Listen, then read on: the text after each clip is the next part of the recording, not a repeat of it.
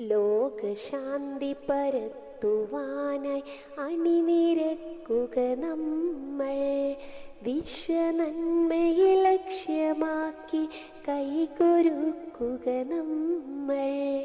ലോകശാന്തി പരത്തുവാനായി അണിനിരക്കുക നമ്മൾ. വിശ്വനന്മയെ ലക്ഷ്യമാക്കി കൈകൊരുക്കുക നമ്മൾ. ഇനിയൊരിക്കലുമില്ല മറ്റൊരു നാഗസാക്കി ഹിരോഷിമ.